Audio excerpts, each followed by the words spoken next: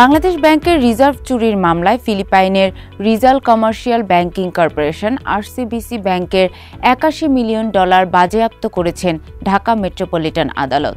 Reserve চুরির মামলা তদন্তকারী সংস্থা পুলিশের অপরাধ তদন্ত বিভাগ সিআইডি মনে করছে, আদালতের এ আদেশের মাধ্যমে ফিলিপাইন সরকারের কাছে আনুষ্ঠানিকভাবে চুরি হওয়া অর্থ ফেরত আনার পথ সুগম হলো। অবশ্য আইনজীবীরা এই যুক্তির সঙ্গে একমত নন। তারা মনে করেন, বাংলাদেশের আদালতের আদেশ কেবল দেশের অভ্যন্তরেই কার্যকর, দেশের বাইরে অর্থ বাজেয়াপ্তের আদেশের কোনো মূল্য নেই। রিজার্ভ চুরির মামলার তদন্ত অগ্রগতি বিষয়ক সম্মেলনে সিআইডির পক্ষ থেকে জানানো হয়, প্রায় 9 বছর আগে 2016 সালে বাংলাদেশ ব্যাংকের রিজার্ভ থেকে সাইবার জালিয়াতির মাধ্যমে চুরি হওয়া $81 মিলিয়ন বাজেয়াপ্তের নির্দেশ দিয়েছে ঢাকার জ্যেষ্ঠ বিশেষ জজ আদালত।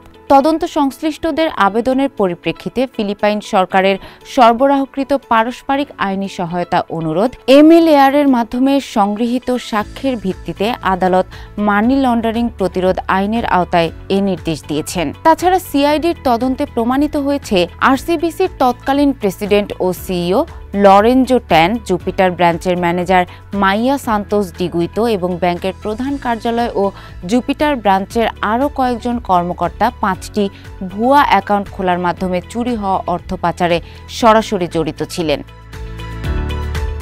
ফিলিপাইনের আদালত এরই মধ্যে সংশ্লিষ্ট কর্মকর্তাদের দোষী সাব্যস্ত করেছেন এবং দেশটির কেন্দ্রীয় ব্যাংক আরসিবিসির ওপর বড় অঙ্কের জরিমানা আরোপ করেছে। তদন্তে আরও প্রমাণিত হয়েছে যে এ ঘটনা কেবল ব্যক্তিগত পর্যায়ে সীমাবদ্ধ ছিল না, বরং বাংলাদেশের মানি লন্ডারিং প্রতিরোধ আইন অনুযায়ী আরসিবিসি কর্পোরেট সত্তা হিসেবে সম্পূর্ণভাবে মানি লন্ডারিং অপরাধে জড়িত ছিল। অর্থ ফেরতের প্রক্রিয়া সম্পর্কে সিআইডি প্রধান অতিরিক্ত আইজিপি মোহাম্মদ সিবগাত উল্লাহ বলেন, আদালত নির্দেশ অনুযায়ী আরসিবিসি থেকে বাজেয়াপ্ত হওয়া $81 মিলিয়ন বাংলাদেশ সরকারের কোষাগারে ফেরত পাঠাতে হবে। আদেশ বাস্তবায়নের জন্য এ সংক্রান্ত নথি বাংলাদেশ ও ফিলিপাইনের সংশ্লিষ্ট কর্তৃপক্ষের কাছে প্রেরণ করা হচ্ছে। জাতিসংঘের convention against transnational organised crime, ফিলিপাইনের আইন এবং ফাইন্যান্সিয়াল অ্যাকশন টাস্ক ফোর্সের নির্দেশনার আলোকে এবং সর্বশেষ আদালতের নির্দেশের পরিপ্রেক্ষিতে বাংলাদেশ সরকার এখন ফিলিপিন্স সরকারের কাছ থেকে এ অর্থ ফেরত পাওয়ার দাবিদার। তবে সিআইডি প্রধানের এ বক্তব্যের সঙ্গে একমত নন আইনজীবীরা। তাদের মতে, দুই দেশের মধ্যে পাচার হওয়া অর্থ ফেরানোর কোনো চুক্তি যদি না থাকে, তাহলে কোনো অবস্থায় দেশের আদালতের এ আদেশের ভিত্তিতে রিজার্ভ চুরির অর্থ ফেরানো সম্ভব হবে না। সুপ্রিম কোর্টের জ্যেষ্ঠ আইনজীবী ব্যারিস্টার মোস্তাফিজুর রহমান খান বণিকবার্তাকে বলেন, বাংলাদেশের কোনো আদালতের আদেশ ভিন্ন কোনো দেশের সরকার কিংবা কোনো প্রতিষ্ঠানের ওপর তখনই কার্যকর হবে যখন ওই দুটি দেশের মধ্যে চুক্তি থাকবে। আমার জানা মতে ফিলিপাইনের সঙ্গে বাংলাদেশের এমন কোনো চুক্তি নেই। জাতিসংঘের কোনো চার্টার কিংবা কনভেনশনের আওতায় আমরা কেবল অন্য কোনো দেশের সরকারের কাছে অনুরোধ করতে পারি। এ ধরনের অনুরোধ রাখা না রাখা সে দেশের এখতিয়ারভুক্ত। প্রায় একই ধরনের মতামত দিয়েছেন সুপ্রিম কোর্টের অন্য আইনজীবী ব্যারিস্টার শিহাব উদ্দিন খান। বণিকবার্তাকে তিনি বলেন, রিজার্ভের চুরি হওয়া অর্থ বাজেয়াপ্তের বিষয়ে নিম্ন আদালত যে আদেশ দিয়েছেন সেটি বিদেশে একেবারেই মূল্যহীন, কারণ আমাদের আদালত কিংবা কোনো আইনের কার্যকারিতা বিদেশে নেই। ফিলিপাইনের সঙ্গে যদি বাংলাদেশের কোনো চুক্তি থাকতো তবেই আদালতের এই আদেশ কার্যকর হতো।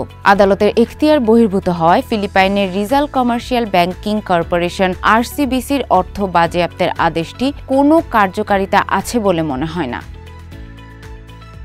2016 সালের 4 ফেব্রুয়ারি নিউ ইয়র্কের ফেডারেল রিজার্ভ ব্যাংকে বাংলাদেশ ব্যাংকের অ্যাকাউন্ট থেকে $101 মিলিয়ন হ্যাকাররা হাতিয়ে নেয়। এর মধ্যে $81 মিলিয়ন ফিলিপাইনের আরসিবিসি ব্যাংকের 4টি অ্যাকাউন্টে পাঠানো হয়, আর $20 মিলিয়ন পাঠানো হয় শ্রীলঙ্কার একটি ব্যাংকে।